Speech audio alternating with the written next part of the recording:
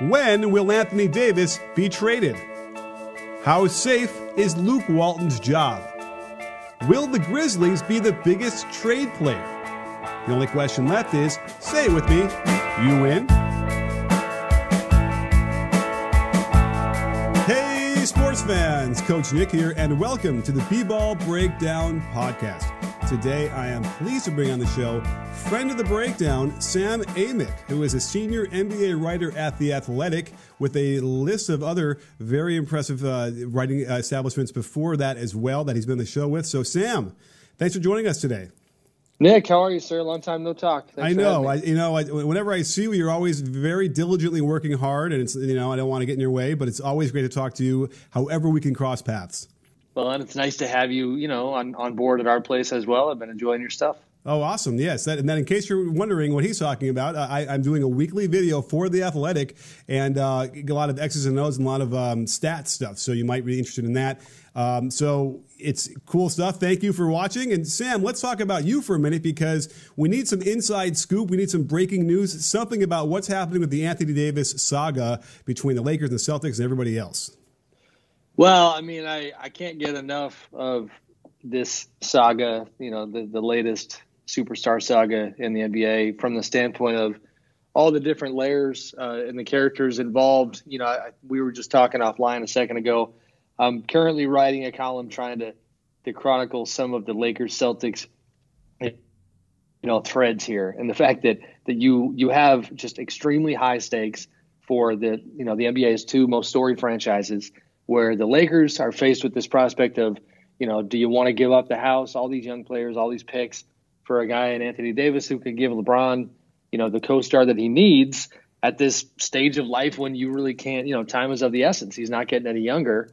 And then you have the Celtics who certainly, as you know, Nick, they can't trade for him right now. They have to wait till this summer because of the Rose rule. But they are trying to, through back channels, make sure the Pelicans know. Not back channels, but they can talk to the Pelicans, make sure they know, if you wait this summer, you're going to have a better package, for your future. So it's Danny Ainge and Magic trying to get this thing done and get one of the game's best players, in their camp.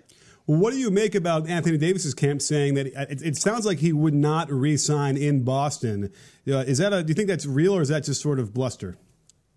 I'm going to call it bluster right now. The way that I have been, I'm writing it in the way what I've been told from the Celtics perspective. And I'm always very respectful of the fact that, as you know, all these teams, they operate, they can't make these decisions without intel. And so, they have to work extremely hard to cut through a lot of this noise in the media or elsewhere to find out what's real and what's not. So my lay of that land would be that, if they get AD this summer, it kind of cuts both ways. They would feel very confident about the prospect of Kyrie Irving re-signing, which right now seems a little more tenuous than we thought. I think their confidence level would be high that he would resist those Knicks urgings and he would re-sign in Boston.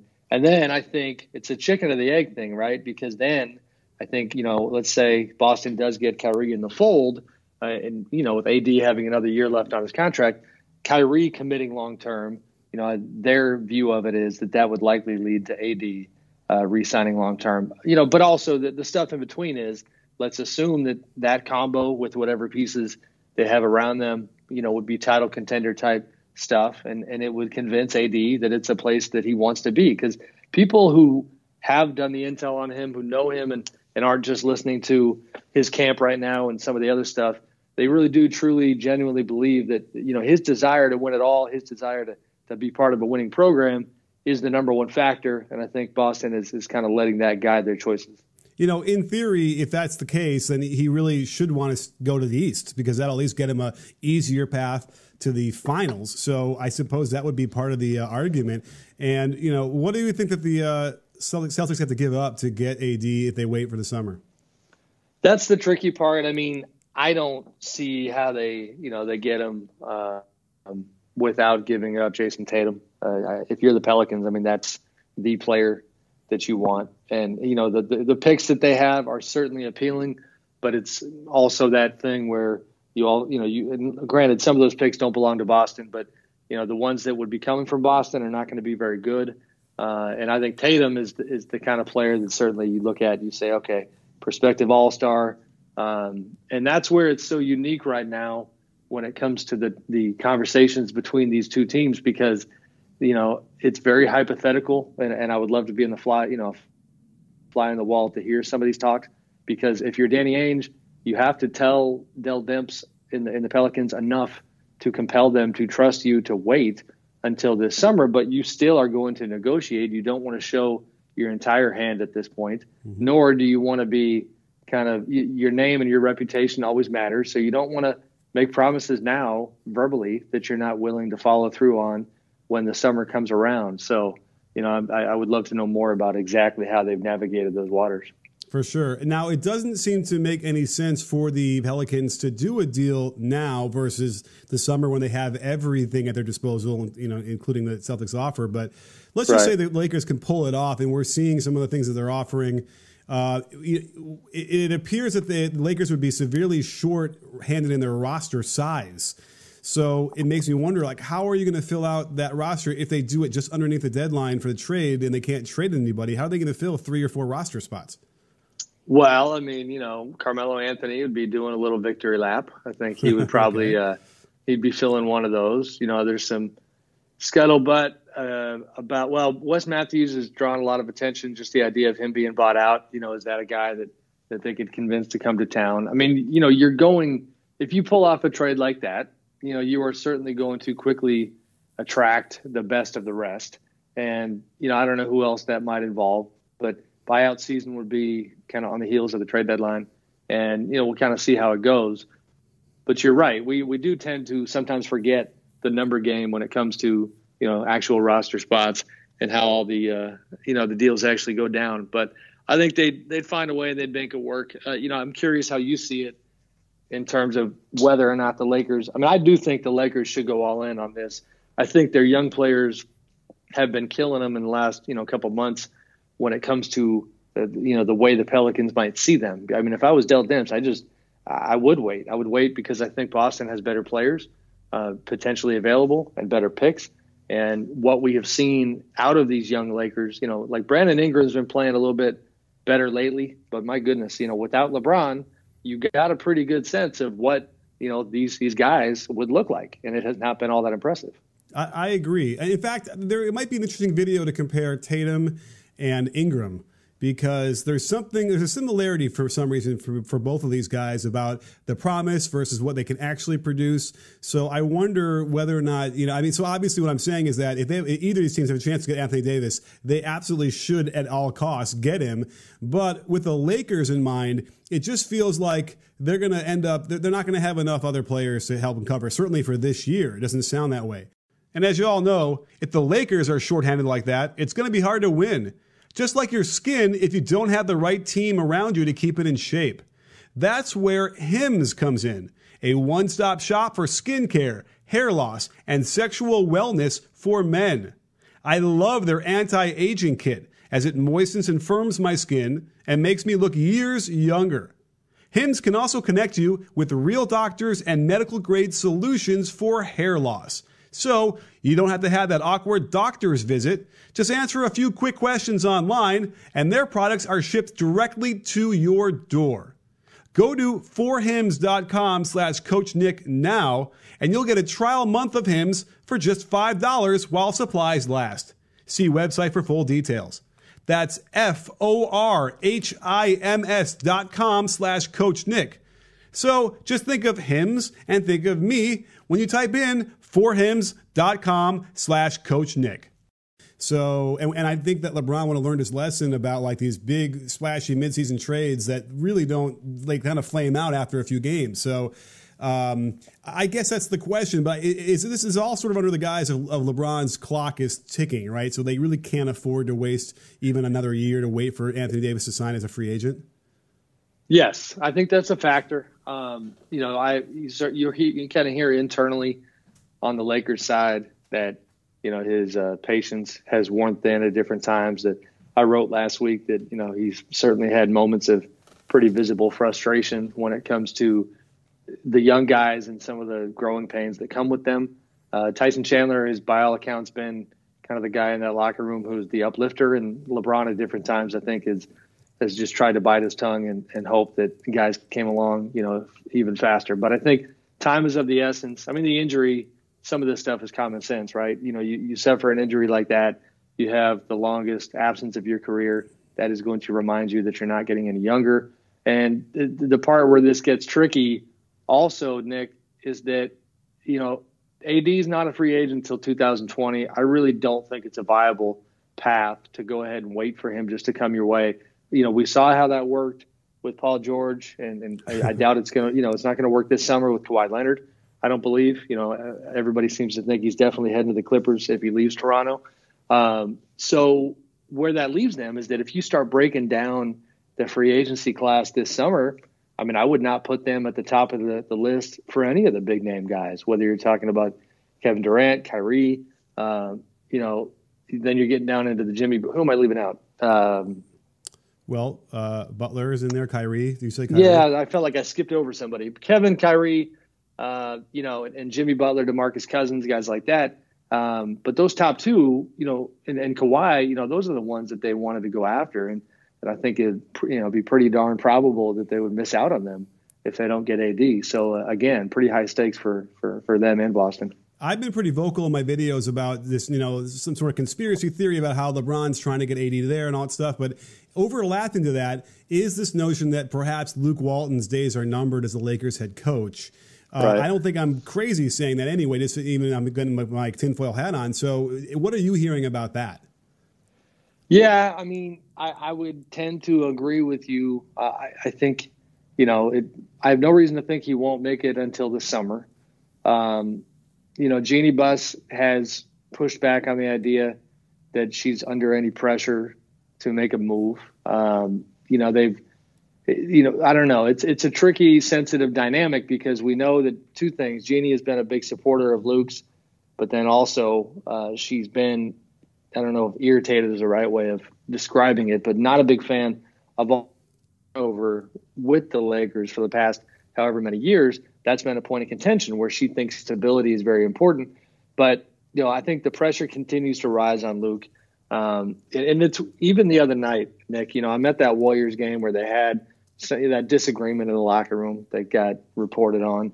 And man, it really is starting to feel like some of this stuff that gets out, I can't pretend to know exactly where everything's coming from, but some of it is almost intended to hurt Luke. And when it comes to the PR and the optics, and I think there are some folks, I mean, it's been said elsewhere. I don't think that LeBron's camp is, huge on on Luke.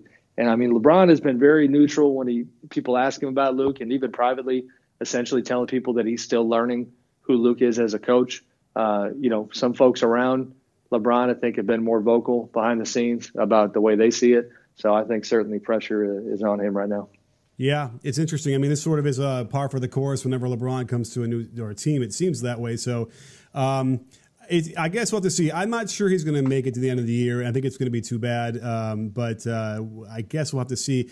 As far as all that blow up that you're talking about, what do you think? What do you make of that? I mean, is this just sort of no one figured out that having this many veterans on 1-year deals was going to be a problem? Yeah, I mean, that's the part where I do, just being totally transparent, I feel bad for Luke. And I've told him this. We sat down a couple weeks ago, did a long interview, and I even wrote at the time, I'm like, don't play your violin for Luke Walton. If he gets fired, life is still good. You got paid a bunch of money, you're respected. He'll go on to his next thing if that ends up happening. But as a coach, it's just not ideal at all to be given this kind of a challenge where you have a collection of, not only veterans on 1-year deals, guys who don't know where their next paycheck is going to be coming from, but a bunch of infamous characters, the Michael Beasleys and Len Stevensons and JaVale McGee's of the world, and guys like that. And I was going to throw Rondo in there, but man, Rajon has really been kind of a teammate favorite in that Lakers locker room. Everybody raves about his presence, but still tricky personalities, and trade scenarios like this AD situation that then lead to even the young core prospects, the Lonzo Balls, Brandon Ingrams, Kyle Kuzma, all the way down the line, Zubac's, Hart, all these guys know that they are on the table for AD. So, I mean, how do you get buy-in in that kind of a locker room with that kind of a landscape? So, I mean, what happened in that Warriors game, not that complicated. Luke tries to coach and give his opinion about what happened late in the game, essentially say we're playing too selfishly. And then guys just don't feel like hearing it. So they push back, have exchanged a few words, and it wasn't physical. And it certainly didn't seem to be crazy, because even before it leaked out, I actually talked to Luke outside the locker room, and I wrote part of this. He had like a little Tupperware of brownies, and he was in a fine mood. And he came over and was telling myself and the colleague, Bill Oram, the Lakers beat writer, about how these brownies were given to him by an old Warriors friend of his. And, so it wasn't the end of the world, but he's got that pressure that's not going away. And he's got this locker room that is just super tricky. Brownies, huh? In Oakland? I see why he's happy. And very smart. But you know what's not smart? Job boards that send you a mile-high stack of resumes to sort through. You know what is smart? Going to ZipRecruiter.com/breakdown to hire the right person. Unlike other job sites, ZipRecruiter finds qualified candidates for you. Its powerful matching technology scans thousands of resumes to identify people with the right skills, education, and experience, and actively invites them to apply to your job, so you get qualified candidates fast. That's why ZipRecruiter is rated #1 by employers in the U.S. This rating comes from hiring sites on Trustpilot with over 1,000 reviews. And right now, my listeners can try ZipRecruiter for free at this exclusive web address, ZipRecruiter.com/breakdown. If you love this show, show your support to it and ZipRecruiter by going to ZipRecruiter.com/breakdown. That's ZipRecruiter.com/BREAKDOWN. That's ZipRecruiter.com/breakdown. ZipRecruiter, the smartest way to hire. Well, do we have 2 minutes to talk about Lowry and the Memphis? Yeah, no problem. So it just broke today. They're talking about Missouri obviously is concerned about the Raptors' chances. They're all in. They're offering, I think it's interesting, Lowry and Valanciunas for Gasol and Conley. Doesn't quite seem like that's even, but how serious were those talks? And are they still going on? I wish I could offer clarity. I don't have it on that front, other than to credit friend and colleague Michael Grange of Sportsnet, who reported earlier in the day. I think it was Jake Fisher of Sports Illustrated had that initial report, but Michael had indicated, and he's based in Toronto, very tied in with Masai and his group, that those were Memphis-initiated talks that seemed to be somewhat dated. So we shall see. Maybe that somehow gets rekindled. That one is interesting. But, Memphis is definitely becoming at the center of this trade deadline, because the other stuff that had come out later in the day today was the idea of Marc Gasol going to Charlotte that our Shams Charania had tweeted and reported. So, we'll see if they get that deal done. If Marc's next chapter is going to be out there with the Hornets. But, it's that time of year. Stuff's flying around. Yeah, Memphis has a chance to kind of flip people around a little bit and change the landscape.